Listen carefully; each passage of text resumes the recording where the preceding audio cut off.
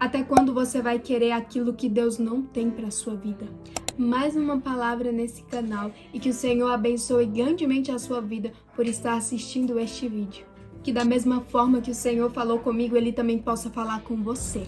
E que a paz que excede todo entendimento guarde a sua mente e o seu coração para que você possa prestar atenção nessa palavra.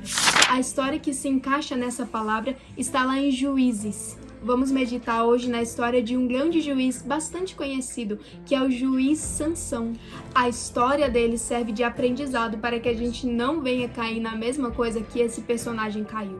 E o Senhor já inicia este vídeo falando: até quando você vai querer aquilo que eu não tenho para você? Até quando você vai insistir naquilo que não é para você? Hoje é bastante comum observar pregações que massageiem o ego humano e fazem do homem como se fosse o ponto fraco de Deus. Pregam como se Deus fosse obrigado a te dar isso e aquilo porque Ele é o seu paizinho. Propagam que Deus é amor, mas esquece que Ele também é santo. Pode ser que Deus ame o pecador, mas Ele abomina completamente sua prática pecaminosa. Hoje é pregado bastante que Deus é obrigado a realizar os sonhos que você tem. Tiram o Senhor da posição de soberano e querem colocar Ele na posição de garçom ou até mesmo de babá. Mas eu ainda creio num Deus soberano, Rei dos reis e Senhor dos senhores, que quando se apresentou para diversos profetas, reconheciam que não eram nada perante a presença dele. O Senhor Deus é completamente um Pai amoroso e justamente o seu amor nos induz à correção. Saiba que o Senhor Jesus está te corrigindo porque Ele te ama. E se um pai precisa corrigir muitas das vezes, até com a vara, o seu filho, assim também Deus faz, porque Ele quer te corrigir. Então não pense que o Senhor Jesus veio para fazer as vontades que você quer. Ele é soberano e vai fazer o que lhe apraz na sua vida. Mas infelizmente nós somos seres humanos completamente ingratos. Deus nos oferece coisas maravilhosas e nós acabamos desejando aquilo que não nos cabe, aquilo que é efêmero e mundano. E é aí que entra a queda muitas das vezes. Cultive um coração grato e assim você se livrará de muitos problemas. Seja completamente satisfeito pelo que Deus já tem feito na sua vida. E ao invés de querer se encaixar em grupos ou procurar pessoas ideais ou muitas das vezes coisas que deleitam sua carne, mas desagrada completamente Deus, que você possa se livrar disso. Mas meditando na história de Sansão, a Bíblia nos conta a história de Sansão, iniciada em um período a qual a mãe de Sansão era uma mulher completamente estéril e esposa de um homem chamado Manoá. Certo dia, um anjo do Senhor apareceu para aquela mulher e anunciou que ela ficaria grávida de um menino e ele seria um nazireu. Mas Esté, o que era ser nazireu naquela época? Lá em Números capítulo 6, a Bíblia fala, um nazireu naquela época, ele não poderia passar navalha sobre a cabeça. Explicando de uma forma mais fácil, ele não podia cortar o seu cabelo até terminar de cumprir aquele voto. Ele também não podia se misturar com qualquer outra coisa imoral, como alimentos e muitas outras coisas que tinham nas regras judaicas. Ele tinha que ser completamente separado para o Senhor. E Sansão foi separado desde o ventre da sua mãe. Eu imagino que a mãe de Sansão, ao receber a notícia que ficaria grávida de um menino e que ele seria completamente dedicado ao Senhor, ficou completamente satisfeita e alegre com essa notícia. Além disso, a Bíblia fala que essa mulher foi atrás do seu marido para falar o que Deus tinha falado com ela.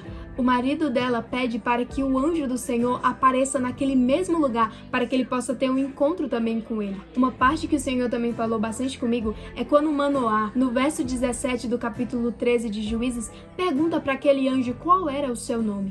E o anjo fala: meu nome é tão grande que não pode caber ao entendimento humano.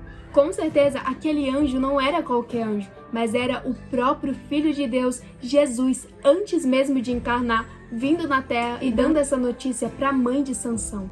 Quando Manoá oferece uma oferta de holocausto para aquele anjo e o anjo vai embora, ele, assustado, fala para sua mulher: mulher, nós vamos morrer porque vimos Deus face a face. E sabemos que ninguém pode ver a Deus sem morrer. Por isso Manoá ficou desesperado, porque ele viu aquele anjo e sabia que aquele anjo era Deus, apontando completamente para Cristo. E a mulher dele tranquiliza e fala: se fosse pra gente morrer, realmente Deus já tinha nos matado. Através disso, passado algum tempo, a mulher engravidou e teve um menino e o chamou de Sansão. Sansão era tão cheio do Espírito de Deus que conseguia matar leões sem nenhum tipo de objeto, na força do seu próprio braço. Mas é claro, com Deus operando sobre ele. Mas infelizmente, em Juízes, do capítulo 16, do verso 1... Sansão começa a desviar-se do caminho de Nazireu. Nazireus não podiam se envolver com nada impuro, e sabemos que a Bíblia condena completamente aquele que se une com uma prostituta. Sansão acabou, infelizmente, se deitando com uma prostituta, e dali pra frente, o espírito já tinha se retirado dele. Ele começou a quebrar portões na força do seu próprio braço. Ele acaba desejando uma mulher dos filisteus, os inimigos de Israel. O nome dessa mulher provavelmente você conhece, Dalila. Ele deseja aquela mulher e acaba a obtendo. Mas ele desejou aquilo que não vinha de Deus, aquilo que não era propósito de Deus para a vida dele. Mais tarde, depois de muito tempo, Dalila o enganou. Ela fez uma aliança com seu povo filisteu para tentar descobrir o porquê Sansão era tão forte e conseguia matar 1000 homens com a força do seu braço. Sansão contou o seu segredo, que se passassem a navalha sobre a sua cabeça ou se cortassem suas tranças, ele perderia sua força e seria como um homem comum. Então Dalila aproveita a oportunidade, corta os seus cabelos enquanto ele dorme, chama os filisteus e manda Sansão acordar. Ele descobre que o voto foi quebrado e agora o Espírito de Deus já tinha se afastado há muito tempo. Mas quando ele percebeu, já era tarde demais. Os filisteus o capturaram, furaram o seu olho e ainda o humilharam, levando ele para Gaza, onde reuniram pessoas em um templo. Mas era um templo para o Deus dos filisteus, o Deus Dagon. Ali eles planejaram humilhar de uma vez Sansão e mostrar que o Deus deles tinha dado Sansão na mão deles, para se vingar de todos os homens que Sansão tinha matado. Sansão teve sua última oportunidade. No verso 28, Sansão, que estava cego, pediu para o homem que estava guiando ele para colocar ele entre as pilastras que seguravam o templo naquela época. E ele faz a sua última oração a Deus. Sansão ora a Deus pedindo perdão por seus pecados, e ali ele pede a Deus que conceda pelo menos uma oportunidade para que pela força do Espírito de Deus ele possa voltar a matar todos aqueles filisteus. Ele, pela força de Deus, pela última vez, rompe aquelas pilastras e morre junto com aquele povo. Sansão não teria um fim dessa forma se ele não tivesse desejado aquilo que não se cabia a ele. Cristão, para de querer se encaixar em lugares, em pessoas que não cabe você.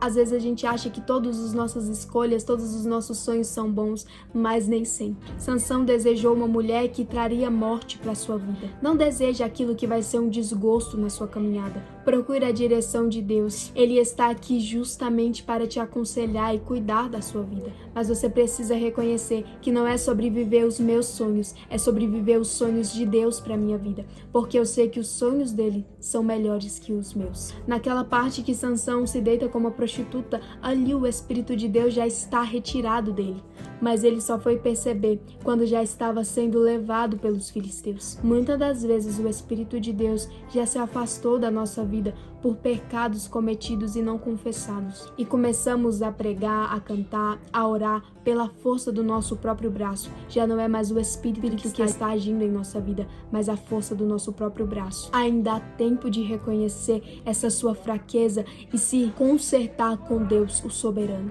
Mostre para ele qual é o problema, qual é a fraqueza, e ele vai fazer esse seu problema se transformar em uma planície. Lá em 2 Reis, capítulo 6, do verso 6, a Bíblia vai falar que Eliseu, o profeta de Deus, fez um machado flutuar, utilizando um pedaço de madeira. Pegamos a representação da madeira ou do pau que Eliseu usou como a cruz de Jesus na nossa vida. E aquela viga, aquele metal que caiu no mar, tenhamos como os nossos problemas ou até mesmo fraquezas. Se deixarmos a cruz de Jesus entrar, ela fará esses problemas transbordar sobre as águas. Assim como o Senhor fez o machado daquele homem flutuar através do profeta.